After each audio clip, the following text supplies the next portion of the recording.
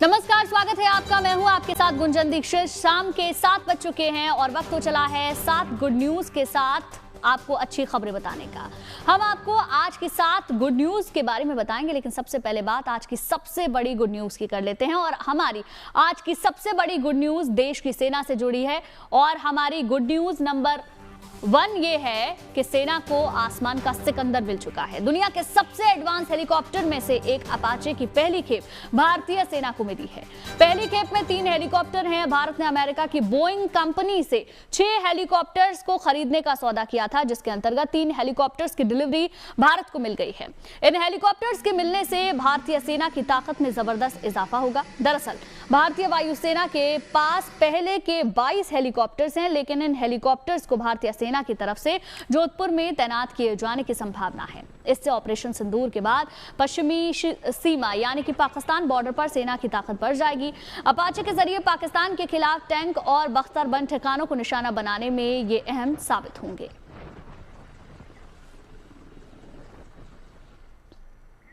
Apache दुनिया का सबसे उन्नत लड़ाकू हेलीकॉप्टर है। ये एक नाइट विजन एयरक्राफ्ट है। यह हेलीकॉप्टर आधुनिक संचार, नेविगेशन, सेंसर और हथियार प्रणाली से लैस है। ये एक नाइट विजन एयरक्राफ्ट है। साथ ही पायलट्स को दिन और रात दोनों स्थितियों में लक्ष्यों की पहचान करने और उन पर हमला करने में मदद करता है। इसके जरिए बारिश, कोहरे और खराब मौसम में दुश्मनों पर सटीक हमला किया जा सकता है। आइए हम आपको इस अपाचे हेलीकॉप्टर की खूबियों के बारे में बताते हैं। ये दुनिया का सबसे एडवांस और खतरनाक दोनों हेलीकॉप्टर है और ये दिन और रात यानी कि किसी भी समय पर दुश्मनों पर सटीक निशाना लगा सकता है। ये 21,000 फीट तक उड़ान भरने में सक्षम है और 280 किलोमीटर प्रति घंटे की रफ्तार से उड़ान भर सकता है। इसमें 16 एंटी टैंक AGM 114 हेलफायर और स्ट्रिंगर मिसाइल से हमला करने की काबिलियत है। इसमें 30 mm की 2 गन लगी हुई हैं, जिसमें एक बार में 1200 राउंड फायरिंग हो सकती है। यह दुश्मन के रडार को चकमा दे सकता है और ये कम ऊंचाई पर भी उड़ान भरने में सक्षम है। यह भारतीय वायुसेना, थल सेना के साथ साथ नौसेना के लिए भी मददगार साबित हो सकता है। सेना को अपाचे के मिलने से सेना की ताकत में कितना इजाफा होगा, इसके बारे में बता रहे हैं रक्षा विशेषज्ञ रिटायर्ड ग्रुप कैप्टन प्रबीर पुरोहित। सुनिए जरा। आज जो 3 अपाची हेलीकॉप्टर आए हुए हैं, जो कि भारतीय थल सेना यानी कि इंडियन आर्मी के लिए मिल रहे हैं, वो एक बहुत अच्छी बात है।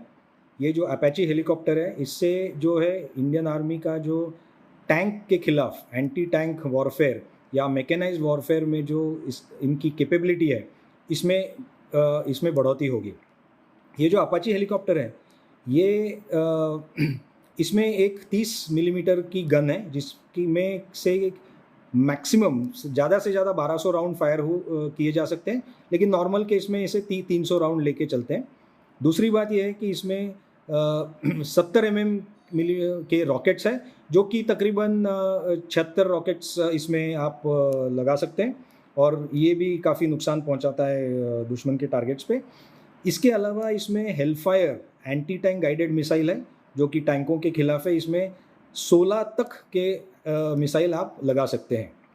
ठीक, इसके अलावा इसमें फॉरवर्ड लुकिंग इंफ्रारेड, जो कि इंफ्रारेड से टारगेट्स ढूंढने में मदद करता है। इसमें 360 डिग्री का एक रडार है, जिसमें पूरा 360 डिग्री कवरेज मिलता है और फॉरवर्ड लुकिंग इंफ्रारेड है। एवियोनिक्स इसके अच्छे हैं। इलेक्ट्रॉनिक वॉरफेयर इसकी क्षमता जो है वो बहुत ही अच्छी है और इससे टोटल ये एक पैकेज है, जिससे कि आपको मैकेनाइज्ड वॉरफेयर में हेलीकॉप्टर, अटैक हेलीकॉप्टर्स में जो कुछ चाहिए वो सब कुछ इस हेलीकॉप्टर में है और इससे भारतीय सेना की क्षमता काफ़ी हद तक बढ़ सकती है। हमारी दूसरी गुड न्यूज भी जुड़ी है। दुनिया के सबसे एडवांस फाइटर जेट F-35 से 38 दिनों तक तिरुवनंतपुरम के एयरपोर्ट पर खड़े रहने के बाद मंगलवार को आखिरकार ब्रिटिश नौसेना का लड़ाकू विमान F-35B अपने वतन वापसी रवाना हो गया। ऐसे में हमारी दूसरी गुड न्यूज है, 38 दिनों के बाद F-35 ने वापस उड़ान भरी है। 14 जून को ब्रिटिश नौसेना के फाइटर जेट में गड़बड़ी आने के बाद उसकी इमरजेंसी लैंडिंग तिरुवनंतपुरम एयरपोर्ट पर कराई गई थी। इसके बाद इस जेट की गड़बड़ी को दूर करने के लिए ब्रिटेन से विशेषज्ञों की एक टीम 6 जुलाई को तिरुवनंतपुरम पहुंची थी।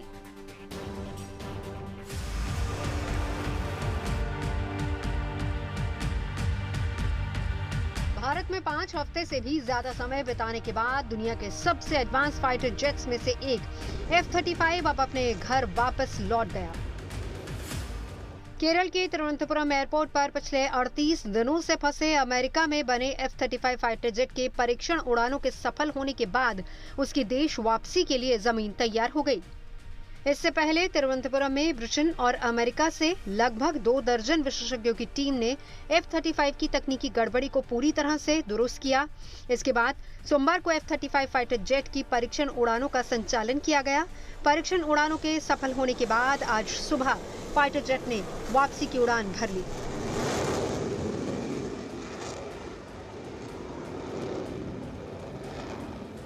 ब्रिटिश फाइटर जेट F-35B बहुत दिन बाद आज केरला से वापस चली गई है। अगर हम प्रिसाइसली बात करें तो 38 डेज के बाद आज तिरुवनंतपुरम एयरपोर्ट से F-35B वापस चली गई है। जैसे हमको पता है 14 जून को इमरजेंसी लैंडिंग हुआ था F-35 की तिरुवनंतपुरम एयरपोर्ट में, और इनिशियली ये कहा था कि लो फ्यूल पे चल रहे हैं, लो फ्यूल है, इसीलिए इमरजेंसी लैंड करना पड़ा तिरुवनंतपुरम एयरपोर्ट में। ब्रिटिश रॉयल नेवी के अमेरिका में बने F-35 स्टेल्थ लड़ाकू विमान ने 14 जून को तिरुवनंतपुरम अंतर्राष्ट्रीय हवाई अड्डे पर आपातकालीन लैंडिंग की थी। दरअसल 14 जून को ब्रिटेन से ऑस्ट्रेलिया जा रहे F-35B फाइटर जेट को हाइड्रोलिक सिस्टम फेलियर का सामना करना पड़ा था। इसके बाद उसे केरल के तिरुवनंतपुरम में इमरजेंसी लैंडिंग करनी पड़ी थी। इस दौरान फाइटर जेट के पायलट को लो फ्यूल लेवल और प्रतिकूल मौसम वाली स्थिति का भी सामना करना पड़ा था। इसके बाद उसने सबसे पास के तिरुवनंतपुरम एयरपोर्ट पर इमरजेंसी लैंडिंग का विकल्प चुना और भारतीय वायुसेना ने F-35 की इमरजेंसी लैंडिंग में मदद भी की। कुछ दिन बाद ये पता चला कि ये रीफिल की प्रॉब्लम नहीं है, एक टेक्निकल ग्लिच है, कुछ टेक्निकल इश्यूज है, और वो टेक्निकल इश्यूज फिक्स करने के बाद ही वापस चल पाएगी F-35। तो पहले एक टीम ब्रिटिश शिप से एक टीम आके वो ग्लिच को फिक्स करने की कोशिश की, लेकिन वो नहीं हो पाया, और उसके बाद एक प्रोलॉन्ग्ड वेट थी F-35 की तिरुवनंतपुरम एयरपोर्ट में। बहुत दिन F-35 तिरुवनंतपुरम एयरपोर्ट में स्ट्रैंडेड थी। पिछले 5 हफ्तों में इस फाइटर जेट को वापस ब्रिटेन ले जाने के लिए कई प्रयास किए गए, लेकिन इसमें सफलता नहीं मिल पाई। इसके बाद 6 जुलाई को टेक्निकल समस्याओं और हाइड्रोलिक खराबी को ठीक करने के लिए ब्रिटिश और अमेरिकी विशेषज्ञों की एक टीम तिरुवनंतपुरम पहुंची और इसके बाद फाइटर जेट को हैंगर में ले जाया गया और वहां पर कड़ी सुरक्षा के बीच F-35 की मरम्मत करके उसको ठीक किया गया। सूत्रों के मुताबिक इस दौरान ब्रिटिश टीम ने मरम्मत प्रक्रिया का पूरा नियंत्रण अपने हाथों में ले लिया और मरम्मत वाली जगह पर किसी को भी जाने की अनुमति नहीं दी गई। यहाँ तक कि चल रहे मरम्मत कार्य की गोपनीयता सुनिश्चित करने के लिए एयर इंडिया के हैंगर 2 को भी पूरी तरह से सील कर दिया गया। उसके बाद टेक्निकल एक्सपर्ट्स, एक बड़ा टीम, टेक्निकल एक्सपर्ट्स की एक बड़ी टीम यूके से आया, और 2 हफ्ते पहले वो टीम आया और उस टीम ने F-35 को तिरुवनंतपुरम एयरपोर्ट की बेस से हैंगर में शिफ्ट किया था, एयर इंडिया के हैंगर में शिफ्ट किया था, और 2 हफ्ते के लिए वो जो भी टेक्निकल इश्यूज थी वो ठीक करने की कोशिश में रही और 2 हफ्ते के बाद F-35 को कल हैंगर से बे तक लाया गया और आज वो वापस चली गए। दुनिया के सबसे एडवांस स्टेल्थ फाइटर जेट में शुमार F-35 एक single engine multi role aircraft है जो करीब 2000 किलोमीटर प्रति घंटे की रफ्तार से उड़ान भर सकता है। ये वर्टिकल टेक ऑफ में भी सक्षम है, यानी हेलीकॉप्टर की तरह सीधा ऊपर उड़ सकता है। ये न केवल इलेक्ट्रॉनिक वॉरफेयर बल्कि इंटेलिजेंस, एयर टू ग्राउंड और एयर टू एयर मिशन में भी समान रूप से पूरी दक्षता के साथ काम करता है और इसकी कीमत 900 करोड़ से 1100 करोड़ के बीच है। लेकिन इतने एडवांस जेट के लंबे समय तक ठीक नहीं होने की वजह से इसे पूरी दुनिया का ध्यान अपनी ओर खींचा। बताया जा रहा है कि लड़ाकू विमान के हाइड्रोलिक सिस्टम और सहायक पावर यूनिट में तकनीकी खराबी आ गई थी। क्यूरियोसिटी भी थी क्योंकि ये बहुत एडवांस्ड एयरक्राफ्ट है, तो क्या एक्चुअल इश्यू थे इस एयरक्राफ्ट को, क्या टेक्निकल इश्यू है, इन सब के बारे में भी बहुत सारे डिस्कशन थे और बहुत सारी क्यूरियोसिटी थी, बहुत असम्पशंस और बहुत डिस्कशंस भी हमको देखने के लिए मिला। और ये भी रिपोर्ट्स था कि F-35 को डिसमैंडल करके वापस ले जाएंगे, लेकिन वो सब की जरूरत नहीं पड़ी क्योंकि F-35 की जो भी टेक्निकल इश्यूज थे वो सब फिक्स करके आज वो वापस चली गई है।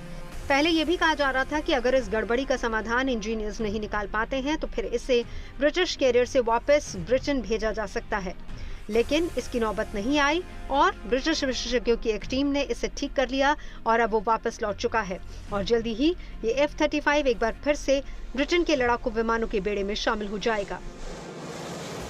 शिवी मौली KG, Thiruvananthapuram, good news today.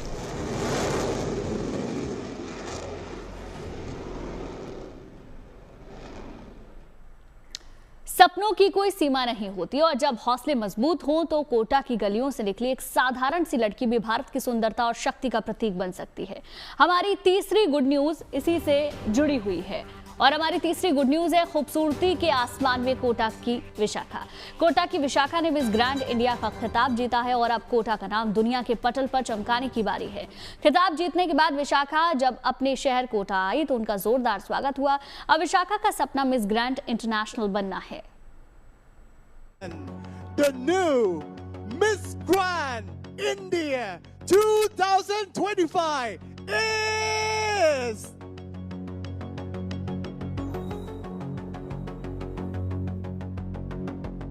number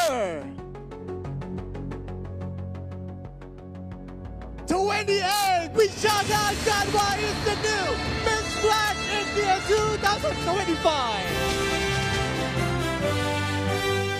Jaipur में मिस ग्रैंड इंडिया के मंच पर जब विशाखा ने आत्मविश्वास से कदम बढ़ाए तो सबकी निगाहें थम गईं। रैंप पर उनकी चाल में ग्रेस था, जवाबों में समझदारी और चेहरे पर झलक रहा था आत्मविश्वास। कैसे देखती हैं आज इस मुकाम पर आप? मैं खुद को देखती हूँ आसमान में। जाहिर है सपनों की उड़ान के लिए पंख नहीं, हौसला चाहिए।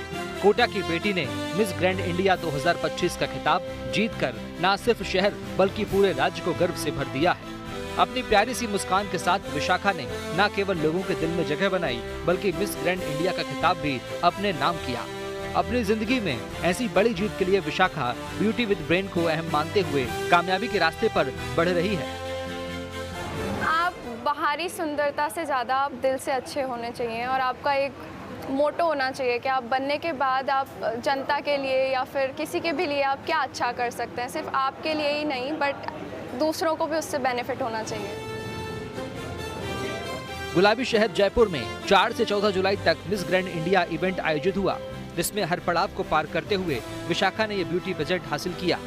इस इवेंट में कई राज्यों से चुनी 28 प्रतिभागियों ने हिस्सा लिया, जिनमें विजेता बनी कोटा की विशाखा कंवर। विशाखा कहती है जिंदगी में कामयाबी की सीढ़ी चढ़नी है तो अनुशासन, आत्मबल और शिक्षा बेहद जरूरी है, जो उन्हें उनके माता पिता से मिले। तभी इसी सीख ने आज उन्हें मिस ग्रैंड इंडिया के मुकाम तक पहुंचाया।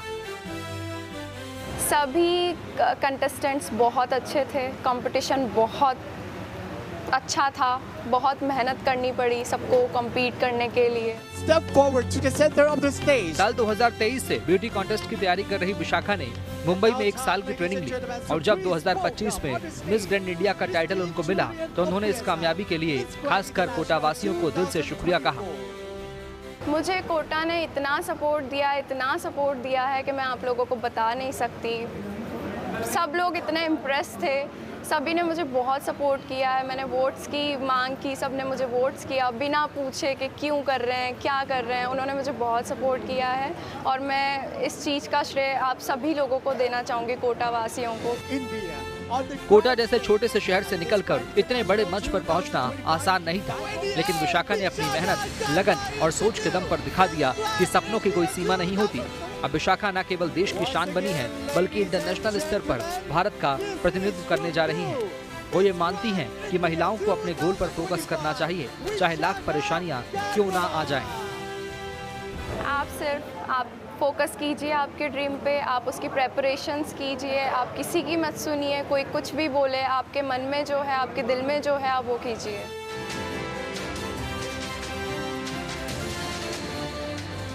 कोटा की धरती से निकली विशाखा कंवर इसी साल अक्टूबर में थाईलैंड जाएंगी। वहां मिस ग्रैंड इंटरनेशनल प्रतियोगिता में भारत की नुमाइंदगी करते हुए 100 देशों की कंटेस्टेंट से उनका मुकाबला है। उम्मीद है विशाखा के सपनों को यूं ही पंख मिलते रहेंगे और उनके सारे सपने सच होंगे। राजस्थान के कोटा से चेतन गुर्जर के साथ bureau report, good news today.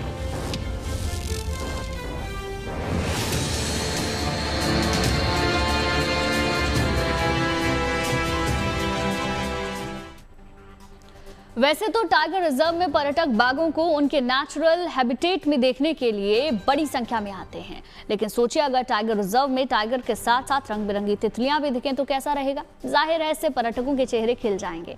ऐसे में हमारी चौथी गुड न्यूज है कि सरिस्का टाइगर रिजर्व में तितलियां आ रही हैं।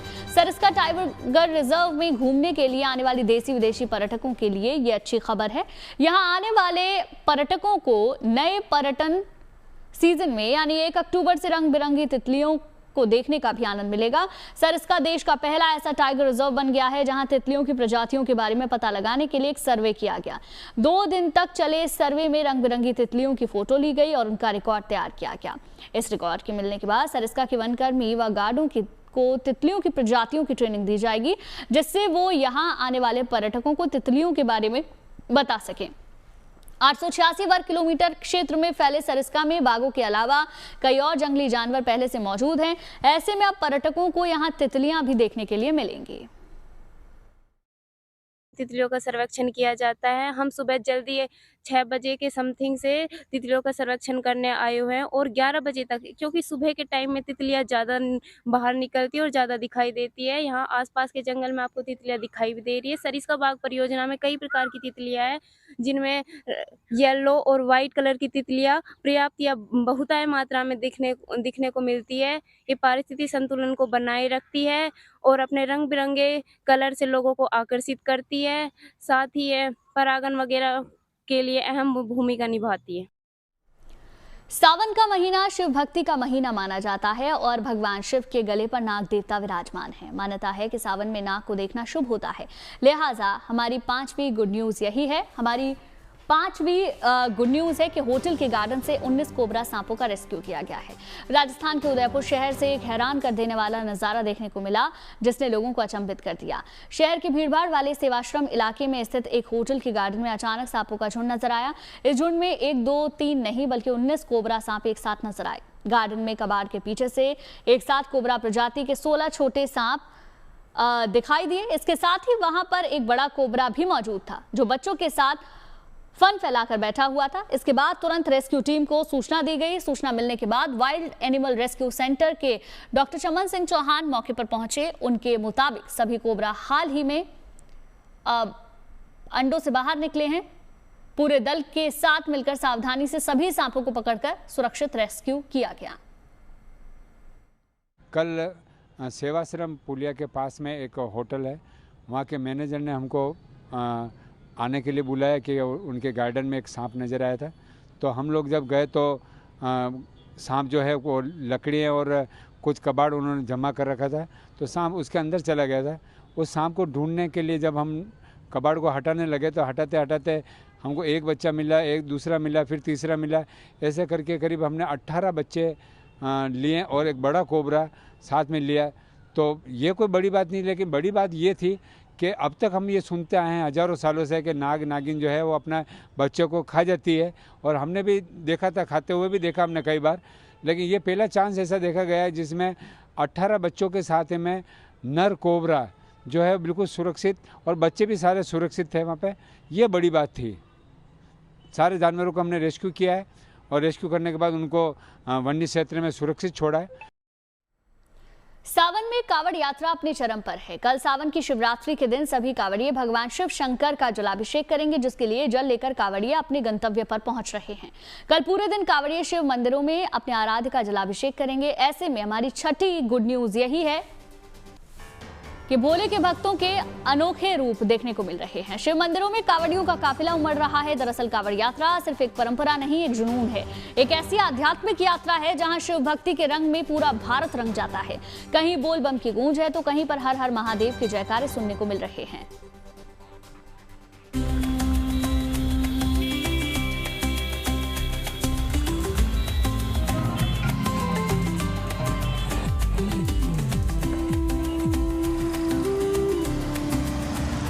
आई शिव भक्ति की बेला।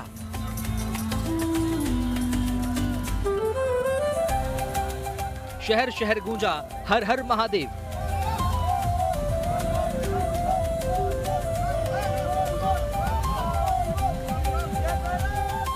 आस्था के सैलाब से सराबोर सड़कें।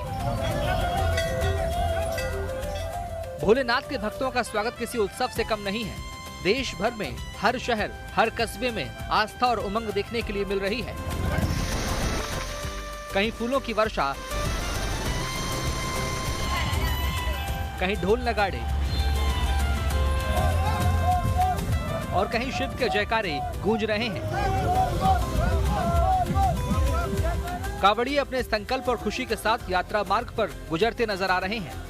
अपनी इसी संकल्प शक्ति के दम पर न जाने कितने भोले अच्छे समाज, अच्छी सोच की मनोकामना के साथ काबिल गौर संदेश भी दे रहे हैं। यही वजह है कि उनके ऐसे ही संकल्पों को सलामी दी जा रही है। अयोध्या की पावन भूमि पर जब कांवड़िए पहुंचे तो वहां कांवड़ियों पर पुष्प वर्षा की गई। ये सिर्फ फूल नहीं थे, ये श्रद्धा के वो फूल थे जिन्होंने कांवड़ियों की थकान को सुकून में बदल दिया।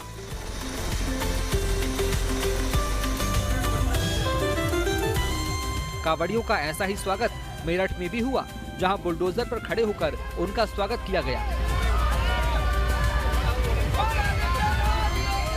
फूलों की बारिश कर जब ऐसा अभिनंदन इन भोलों का हुआ तो कांवड़ यात्रा पर निकले इन भोलों की खुशी, उनका उत्साह दोगुना हो गया। मेरठ दिल्ली हरिद्वार हाईवे पर टोल प्लाजा के पास की ये तस्वीर है, जब यहाँ बुलडोजर पर खड़े होकर इस खास आयोजन से जुड़े लोगों ने कांवड़ यात्रा पर निकले शिव भक्तों पर पुष्प वर्षा कर उनकी हौसला अफजाई की।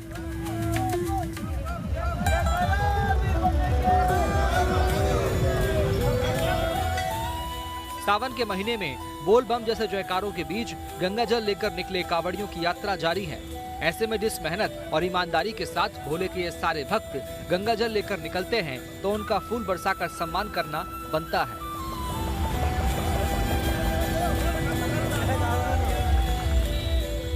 कांवड़ियों के स्वागत का नजारा झांसी में भी दिखा। यहाँ आयोजित हुई कांवड़ यात्रा ओरछा से चलकर झांसी पहुंची, जो पहुज नदी के पास बने शिव मंदिर तक गई। लेकिन इससे पहले झांसी शहर से निकलती इस कांवड़ यात्रा में कई भोले कांवड़ के जरिए गंगा जल को भोलेनाथ पर अर्पित करने का संकल्प दर्शाते नजर आए। तो महिलाओं ने भी कांवड़ यात्रा में कलश यात्रा जैसा पारंपरिक माहौल बिखेरा। इन्हीं शिव भक्तों में नन्हे शिव भक्त की खूब चर्चा है।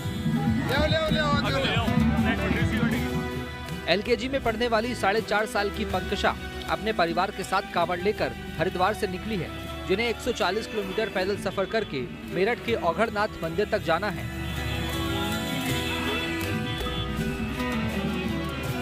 कांवड़ लेकर जब वो रास्ते पर चलती है तो सभी की नजर उस पर टिक जाती है और लोग भोलेनाथ की इस नन्ही भक्त की भक्ति देखकर हैरान हो जाते हैं। चलिए आगे बढ़ते हैं। 2013 में आई फिल्म रांझना ने बॉक्स ऑफिस पर कामयाबी के झंडे गाड़े थे। अब सालों बाद एक बार फिर से वही रांझना, वही बनारसी टोन और वही मोहब्बत का जुनून पर्दे पर लौटने के लिए तैयार है, लेकिन अलग ट्विस्ट के साथ। ऐसे में हमारी 7वीं खबर इसी से जुड़ी हुई है और हमारी जो 7वीं खबर है वो ये कि AI अवतार से ट्विस्ट के साथ नई रांझना तैयार हो चुकी है। धनुष और सोनम कपूर की रांझना एक बार फिर रिलीज हो रही है। तमिल भाषा में 1 अगस्त को फिल्म रिलीज होने के लिए तैयार है, लेकिन इस बार फिल्म का क्लाइमेक्स बदल दिया गया है और फिल्म की एंडिंग को बदला गया है AI से। कहा जा रहा है कि इस नई रिलीज में नया अध्याय जोड़ा जा रहा है, जिससे फिल्म की कहानी ही बदल जाएगी। पहली बार AI तकनीक से फिल्म को बदलने की शुरुआत हो रही है। ऐसे में अगर ये प्रयोग सफल रहा तो कई और फिल्में AI के जरिए दोबारा बदलाव के साथ रिलीज हो सकती हैं। इसके बारे में समझा रही है हमारी संवाददाता सना फरजीन। कई बार ये होता है कि जब हम फिल्में देखते हैं और उसमें हैप्पी एंडिंग ना हो तो थिएटर से निकलते वक्त ये दुख होता है कि काश ये हीरो हीरोइन मिल जाते। और शायद एरोस इंटरनेशनल ने यही सोचते हुए 2013 की फिल्म रांझना को एक AI द्वारा हैप्पी एंडिंग देने का फैसला किया है। जी हाँ, रांझना मूवी री रिलीज होने वाली है तमिल मार्केट में और मेकर्स एरोस मूवीज ने डिसाइड किया है कि AI के द्वारा वो एक हैप्पी एंडिंग इस फिल्म को देंगे, जिसमें धनुष का कैरेक्टर कुंदन जो कि मर जाते हैं ओरिजिनल फिल्म में, इस फिल्म में वो और जोया जो कि सोनम कपूर प्ले कर रही थी इस फिल्म में, उनकी जो है मिलन होने वाली है। उन्होंने ये कहा है कि एरोस से ये डिसीजन लिया है क्योंकि फैंस को कहीं ना कहीं शायद कुंदन और जोया की लव स्टोरी एक कंप्लीट एक हैप्पी एंडिंग में उन्हें एक्सपेक्टेड थी, तो उन्होंने ये डिसीजन लिया है कि हम जब री रिलीज कर रहे हैं एक मार्केट में, तो कहीं ना कहीं हम ये देख सकते हैं कि क्या ये अगर AI के द्वारा जो एक हैप्पी एंडिंग आ रहा है उसका क्या रिएक्शन आता है, उसके बल पर वो आगे के फिल्मों में भी डिसीजन ले सकते हैं। उन्होंने ये कहा कि ये एक क्रिएटिव प्रोसेस है, आजकल AI हर क्रिएटिव प्रोसेस का पार्ट बन रहा है, तो क्यों ना फिल्म मेकिंग का भी। चलिए इसी के साथ ही 7 बजे 7 गुड न्यूज में फिलहाल के लिए बस इतना ही, लेकिन अच्छी खबरों के लिए आप देखते रहिए गुड न्यूज टुडे।